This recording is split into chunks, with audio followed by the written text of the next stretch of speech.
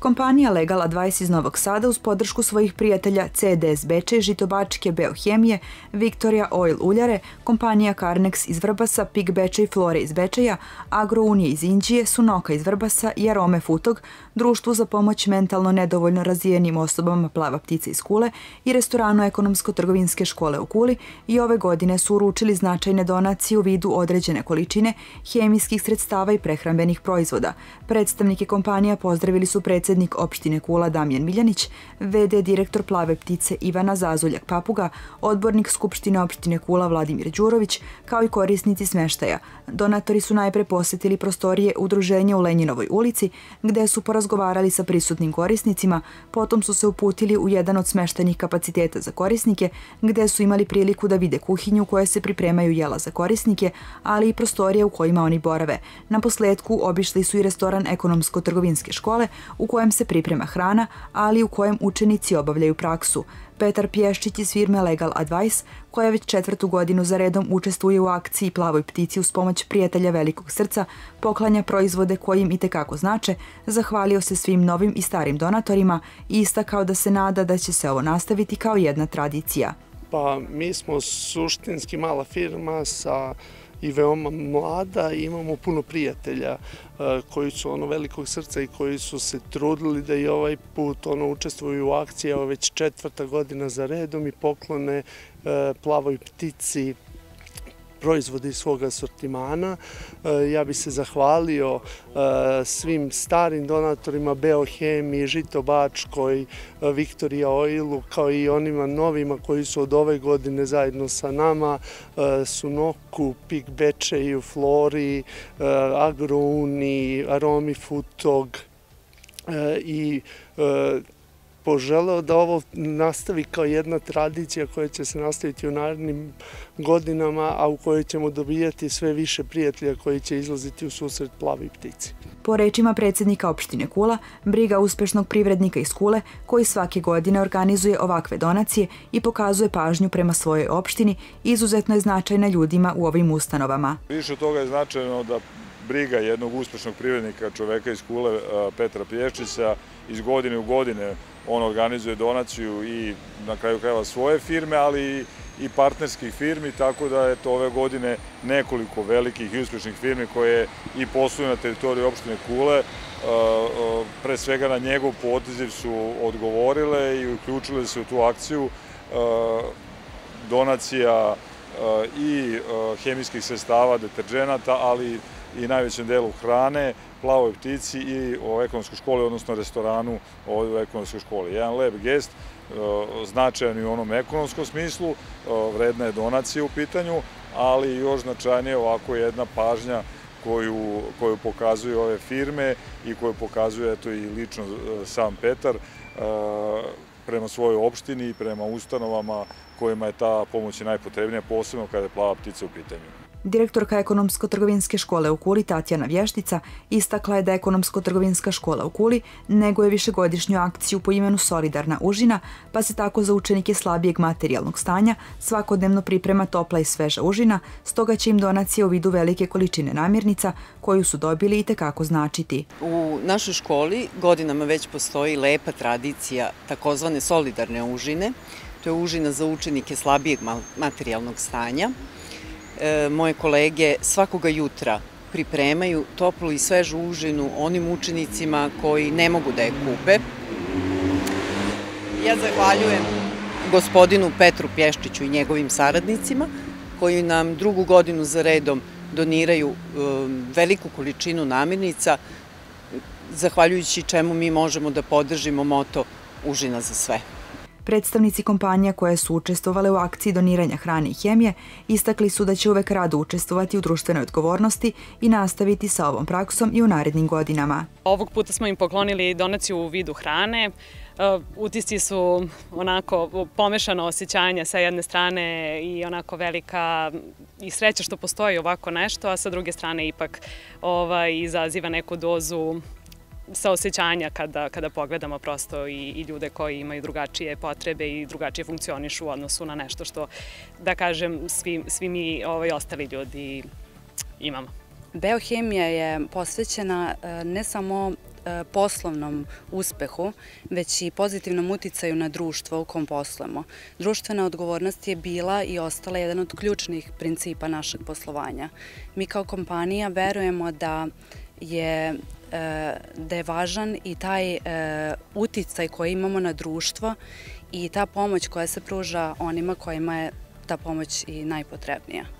Mi smo ovoga puta donirali naše proizvode za kućnu hemiju i higijenu i ovo je 4. godina za redom da mi doniramo i negde je cela ova akcija i pokrenuta od strane Beohemije pre te 4 godine.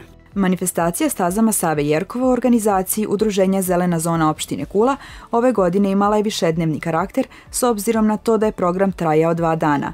Najpre na keju kod Šumice u Kuli održana skulptura instalacija pod nazivom Vetar koju je vodila umetnica Julija Jerkov-Klein, Kuljanka koja već duže vreme živi u SAD-u.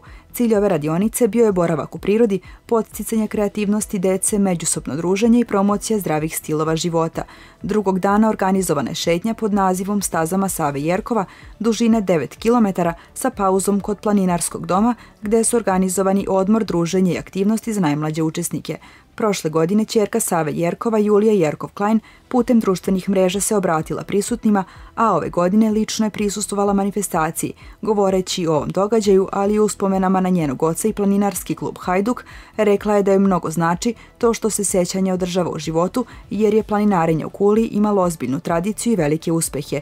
Uputila je reči zahvalnosti Zelenoj zoni opštine Kula na veoma važnoj edukativnoj priči o ljudima koji su ostavili trag u istoriji Kule. Znači mi mnogo da nešto mogu da doprinesem, da se održava ta tradicija i da se zna priča šta je bilo, zato što smo mi bili jako društvo i donosili smo medalje i stavili smo Kulu na mapu Jugoslavije i pre toga niko nije ni znao za Kulu.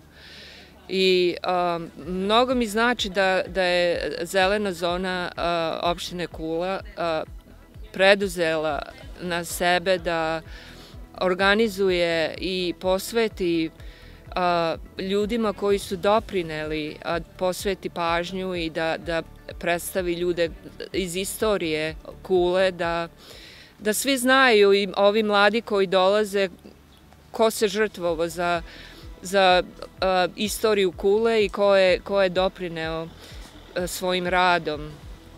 Moj tata je ceo život posvetio od 52. kad je osnovao klub do smrti, a to je 82. 30 godina i do zadnjeg daha je vodio planinare. Neke stvari mi se jako sviđaju što se rade, ljudi pokušavaju da ulepšaju Kulu, da ovitale neke delove. Recimo bazen je otvoren, ima mnogo, učestvuje se u atletici, ljudi se druže na taj neki malo drugačiji način, kao što su planinari bili. Sad ima više organizacija koje su takve i deca učestvuju. I malo se širi, recimo ovo je planinarski, kao mi zbog planinara se okupljamo, ali evo malo širimo vizije i unosimo malo umetnost ili malo ekologiju i malo, tako da mislim da je onako, neke stvari su bolje danas nego što smo mi, a neke stvari su bolje bile tad. Nandor Nađ je nekadašnji planinar i direktan svedok i učesnik uspeha planinarskog kluba Hajduk. Govoreći o Savi Jerkovu, Nađ je rekao da je on planinarima bio kao drugi otac, te da je bio sinonim za planinarenje u Kuli. Nađ je također istakao da je veoma važno čuvati uspomenu na Jerkova, jer je on čovek koji je itekako zadužio ovo mesto i opštinu u celini. Ja sam planinar tamo negde od 70. godine. Učlanio sam se u planinarsko društvo Hajduk. Sava Jerkov je bio vođa planinara, da tako kažem. Znači, bio nam je kod drugi otac. Svake nedelje smo se sakupljali kod njega u radionicu, u krojačkoj radionici u Titovoj. Tu smo imali sastanke, sastavljali smo ekipe za takmičenja. Takmičenja su bila maltene svakog vikenda. Znači, obišli smo sa planinarima celu Jugoslaviju. Znači, bili smo svugde, osvajali smo lepe medalje. Bili smo jedan od jačih planinarskih društava u tadašnjoj Jugoslaviji. Znači, pored Smedereva, pored Novog Sada, Beograđana, Zagrebčana. Znači, bili smo jedan od jačih planinarskih društava u to vreme. Mislim da je najveći uspeh planinarskog društva je organizacija radne akcije, mislim da je 79. bila, gde smo izgradili novi planinarski dom, bušili bunar na planinarskom domu, izgradili asfalt do planinarskog doma, započeli jedno 5-6 terena, istrasirali smo trim stazu u Šumici. Nažalost, od svega toga nema danas ništa, sem planinarskog doma, što su sada se koristi. Ovo ostalo je sve, ja mislim da je zaraslo sve, da to ništa ne funkcioniše. To je bilo i posle toga smo bili, sad ne znam koja opština nas je častila, išli smo na Triglav, u Sloveniju na Triglav, neki su bili gore, neki nisu bili gore na vrhu, ali nam je bilo lepo. I to je organizovao isto Sava, znači svi na toj radnoj akciji su bili maltene svi planinarski klubovi iz Jugoslavije.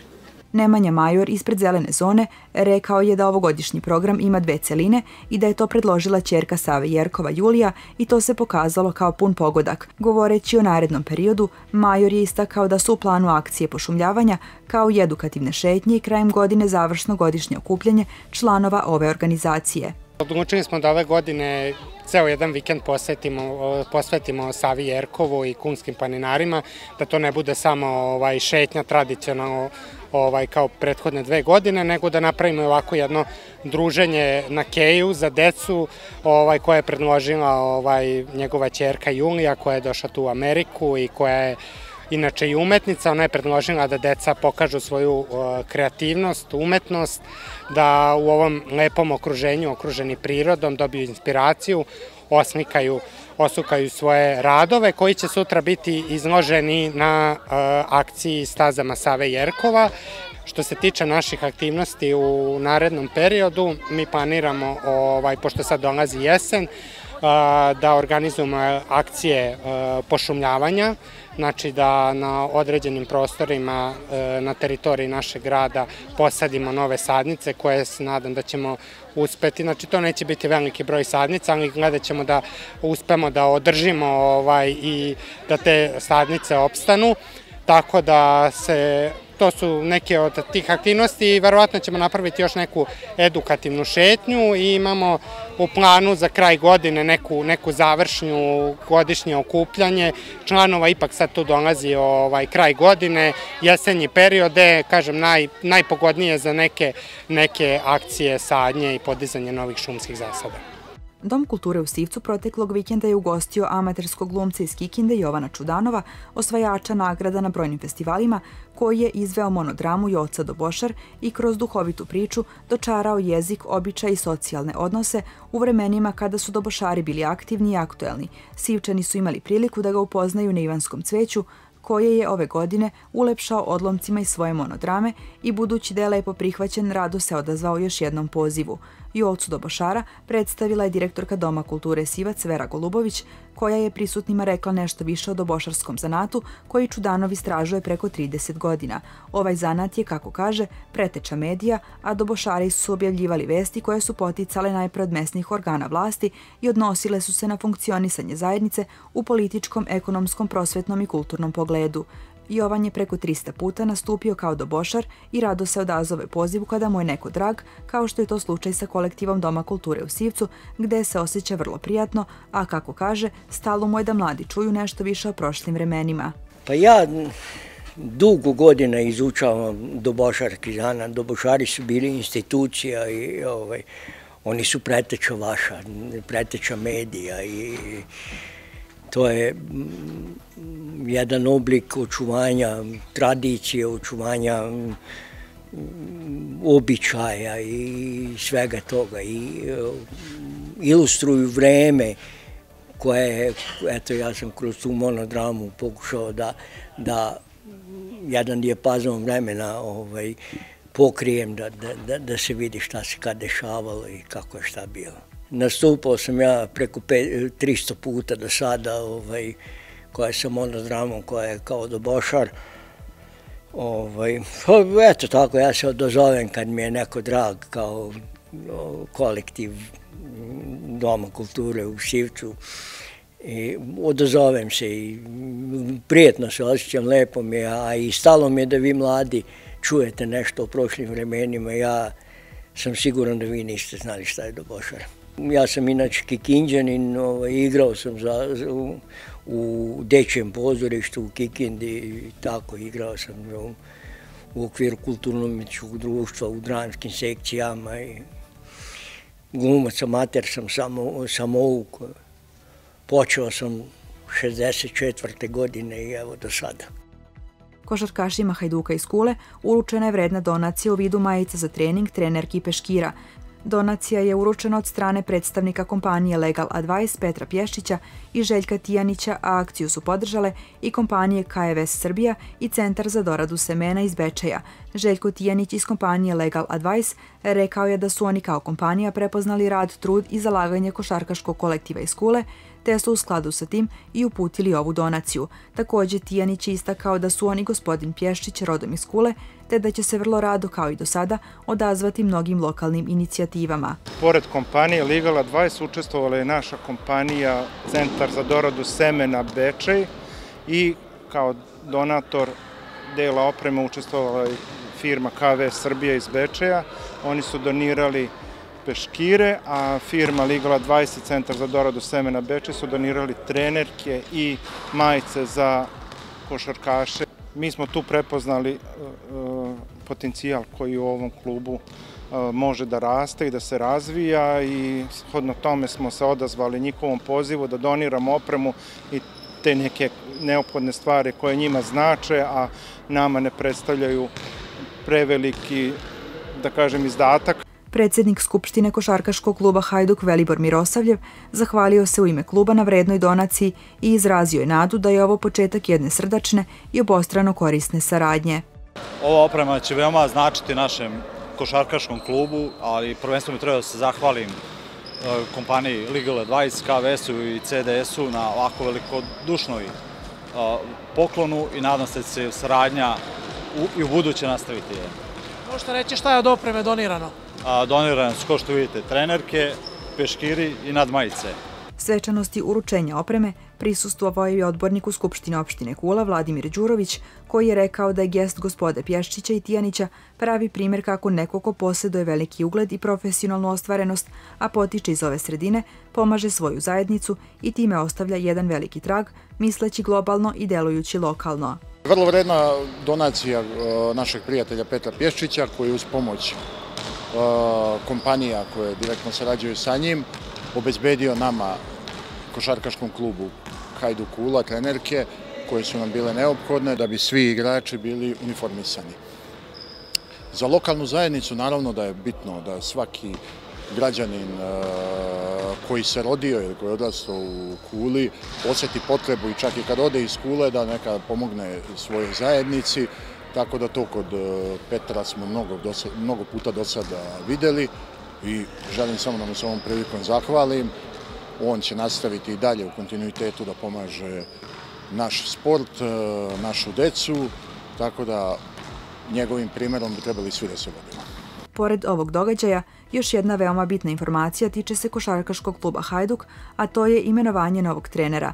Naime, dosadašnji trener prvog tima, Danilo Borović, profesionalno je angažovan u Poljskoj, a na njegovo mesto došao je Milorad Selimović, koji je poželeo sreću Boroviću, a kada je nova sezona u pitanju, obećao je borbu za svaki napad i svaki koš, kako bi klub i u buduće bio tamo gde mu je mesto, a to je vrh tabele. Dača je naprosto pronašao sebe neku višem nivou, dobio neku priliku, kontaktirali su dosta trenera, ja sam bio u nekom užem izboru, na kraju je pala odluka da ja budem taj koji će preuzeti ovu ekipu Očekivanja, ne znam šta bih vam rekao sad u ovom momentu, prosto još uvek se upoznajemo, još uvek ne znamo ni druge ekipe, ali naravno da želimo najbolje, najviše. Mislim, to je apsolutno u svakom momentu.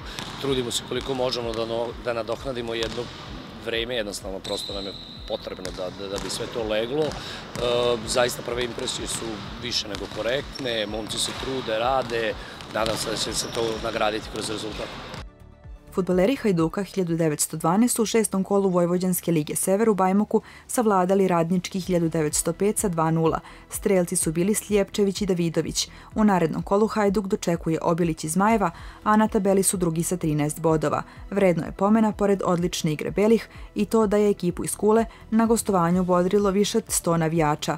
Kada je o područnoj ligi Sombor reč, u 6. kolu Crvenka je savladala Borac 46 sa 2:1, a strelci su bili Babić i Knežević. Pobedu je upisala ekipa Rusina, koja je savladala Hercegovac sa 3:0, a rezultat je službenog karaktera jer se gosti iz Gajdobre nisu pojavili na utakmici. Jedini poraz ubeležio je Lipar, koji je poražen u Pivnicama od Slavije sa 3:0. Na tabeli Lipar je treći sa 13 bodova, Rusin 7. sa 10 bodova, dok je Crvenka 8. sa bodom manje. U narednom kolu Crvenka igra u Mladenovu protiv Budućnosti, Rusin ide u Bačku Palanku gde igra protiv ekipe Krila Krajine, dok Lipar dočekuje CSKA Pivaru. U rangu niže u međuopštinskoj ligi Sombor prvi razred, ekipe iz Kulske opštine bile su maksimalno uspešne, te je tako u 5. kolu Kula nakon velikog preokreta savladala na Gederu OFK Odžake sa 3:2, a strelci su bili Jovanović i Latinkin, dok je postignut jedan autogol. U odličnoj formi su i fudbaleri Sivačkog Poleta, koji su u gostima savladali ekipu Aleksa Šantic sa 3:1, a strelci su bili Bosnić, Perlić i Varga. Pobednički niz upotpunjuje ekipa Mladosti, koja je savladala Omladinac iz Deronja sa 2:1, a strelci su bili Nađ i Gačević. U narednom kolu Kula igra u Karavukovu protiv Poleta, Sivački Polet dočekuje Jedinstvo Stanišić, dok Mladost igra na svom terenu protiv Bratstva 2019 iz Prigrevice. Na tabeli Polet je drugi sa 11 bodova, Kula 6. sa 9 bodova, dok je Mladost 10. sa 4 boda.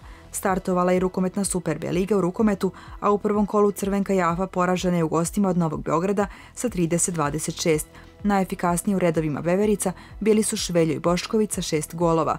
U prvom kolu ekipa Sivac 69 Milidar bila je slobodna. U narednom kolu Crvenka Jafa je slobodna, dok Sivac 69 Milidar dočekuje Lavove iz Beograda. Kuglaši Hajduka su u drugom kolu prve Vojvođanske lige izgubili u gostima od Radničkog u Novom Sadu sa 7:1. Najefikasniji u redovima Kuljana bio je Branko Vuksan sa 524 oborenih čunjeva. U narednom kolu Hajduk dočekuje Bačku iz Novog Sada, a na tabeli su poslednji bez bodova.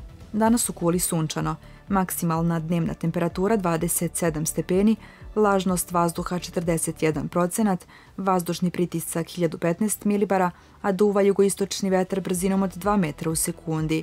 Sutra u Kuli delimično oblačno, maksimalna dnevna temperatura sutra će u Kuli iznositi 26 stepeni, vlažnost vazduha 52%, vazdušni pritisak 1012 milibara, a duvaće zapadni vetar brzinom od 3 metra u sekundi.